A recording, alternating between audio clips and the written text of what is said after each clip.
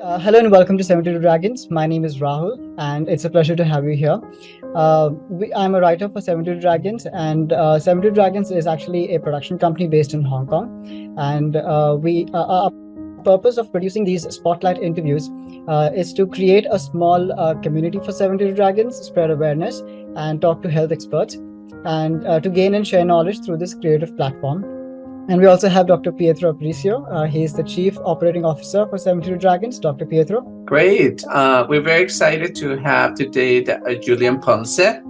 Julian is a Master of Public Health in Population and Family Health and also a PhD candidate.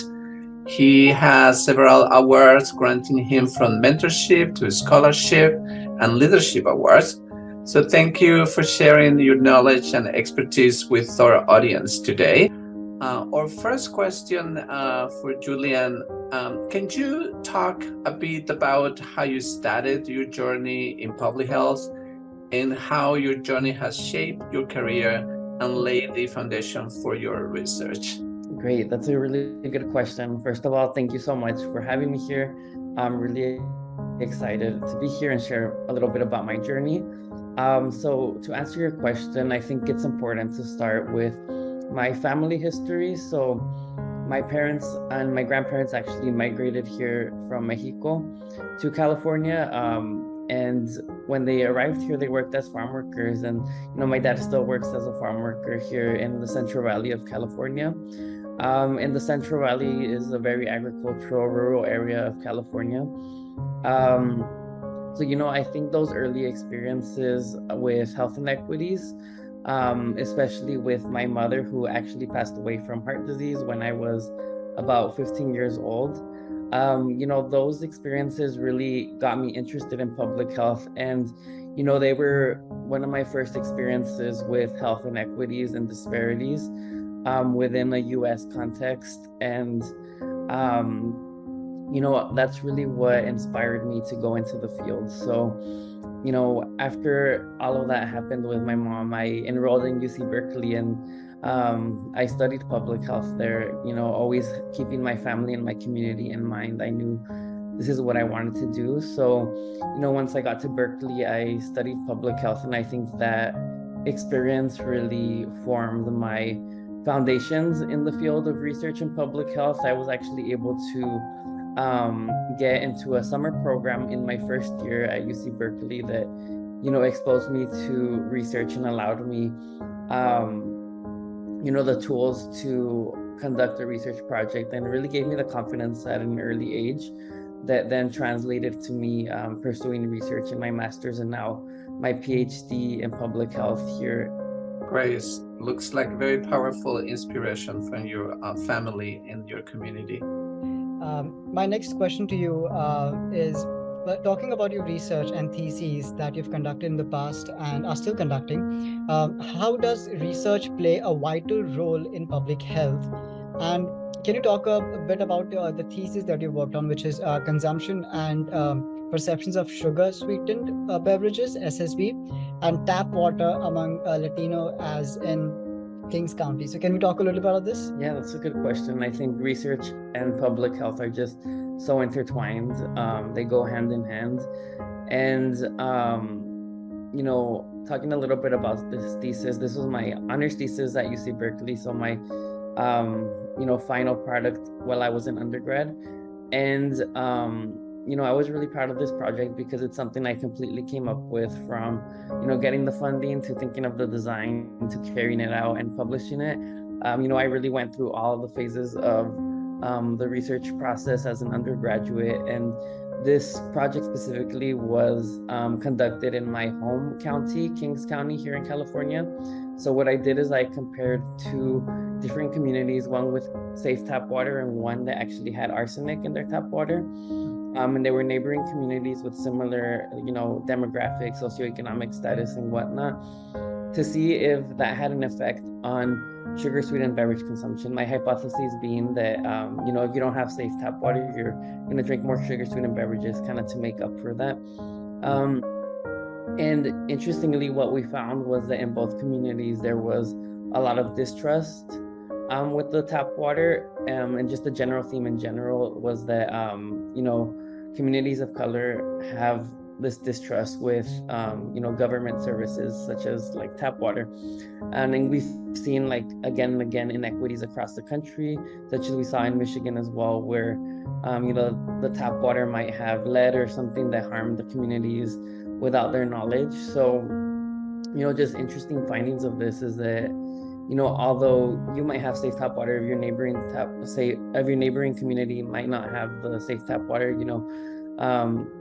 that fear kind of spreads. So just highlighting the importance of immediately putting attention to ensuring that everyone has safe tap water. At the time of this thesis, which was now about 4 years ago, 1 million Californians didn't have safe access to tap water. So, it's a really big issue that, touches on a lot of the history of inequities and structural racism. So you talk about the Latino community, and I think also you and your work, you talk about underserved communities. In one of your leadership experiences or positions, you were the president of the Black and Latino Student Caucus at Columbia University in New York. What was this experience like, and what were the outcomes of this experience for yourself and the Black and Latino Student Caucus? Yeah, that's a really good question. So I think for me, scholarship goes hand in hand with service, and giving back to student communities on campus has always been something that empowers me. I think the reason that I do it, I myself was a first generation student, first in my family to go to college. So, I want to make sure along the way I'm paving that path to make other students of color, other underrepresented students feel comfortable in these spaces, and bring our communities along the way in the research process as well. So, as part of being president of this organization, this was when we had the killing of George Floyd, and we had, these racial inequities come to the forefront. So, we took immediate action, and we created a program called Forward. It stands for Fighting Oppression, Racism, and White Supremacy Through Action, Research, and Discourse. So I would say this is one of the major outcomes of the organization there. And, our mission was really to bring racism and anti-Blackness to the forefront and make sure that we're addressing these issues and acknowledging that they exist throughout the institution. So, some of the measures that came out of this was, collaborations between staff, faculty, students, having meetings on, deciding what parts of the institution we can, improve, such as hiring more Black faculty, or, providing scholarships for folks who are doing summer research on topics related to racism. And these conversations continue till today. This program is still developing long after, I was gone. It's still a work in progress, and, very proud that we were able to organize that, and, hopefully it makes a difference over the long run and is a sustainable program. The next question is, we all know that you've been awarded a lot of degrees and also a lot of awards, and you also have a teaching experience. So you've had an opportunity to teach as a graduate teaching assistant at Columbia University, and in your personal statement you've mentioned that you plan to center underserved population in Los Angeles in your research, and to ensure that they have an academic pipeline to institutions such as UCLA.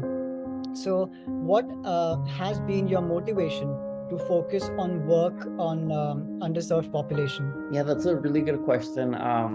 So in terms of the teaching aspect, again, I go back to my experience just navigating the higher education system as a first generation student. It's one of the reasons I want to go into a career as a professor. It's, public health is such a multidisciplinary field where you can do the teaching and you can do the research and you can do the advocacy. And, I really enjoy all the class of public. So, I hope to center underserved communities in my research and my teaching, because I do believe, everyone just deserves an equal access and opportunity. And, I see myself, I went in one generation from my parents having less than elementary education to receiving a master's and a PhD from some of the top universities in the United States. And, I think along the way I had good mentors, such as Pietro, who really took the time to give me great advice and, mentor me along the way. And I really don't think that I would be able to be here without the mentors in my life. It's really a community effort, and I hope to be that mentor for students who are coming along the way, who might be first generation, who might be underrepresented. It's a very impressive journey from where you started and where you are at now. And I do have a little bit of insight about what you have planned for your future, which is quite impressive after conversations with you.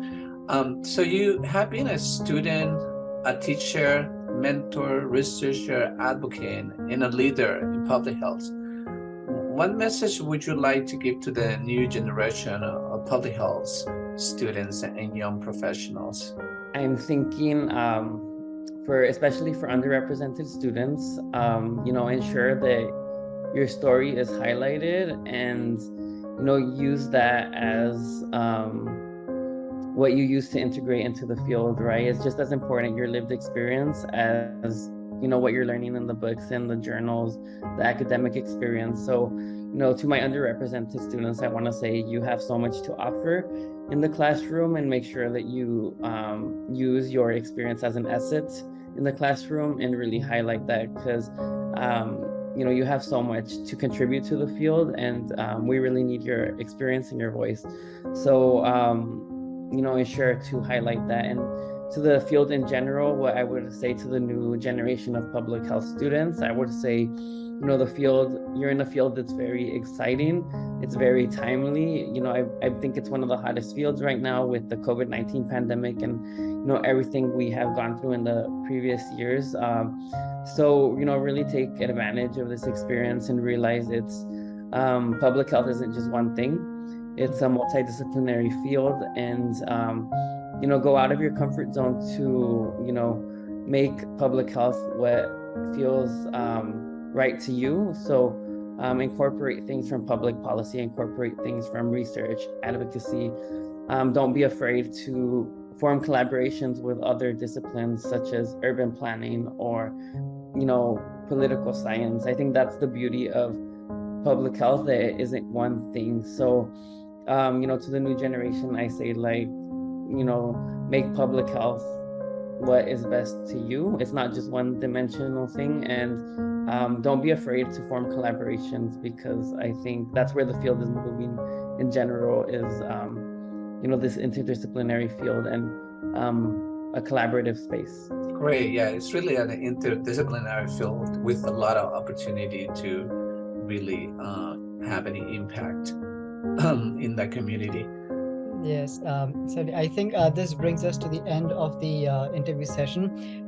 It was amazing having you here, and it has been a great pleasure talking to you. Yeah, it's very excited personally, and as someone who's very much interested in public health, to see Julian and listen to Julian's work and journey. Which has been an incredible journey, and also learned about the work that you're doing in public health. So thank you, Julian, for your example and your leadership. Thank you very much. Great. Thanks so much for having me.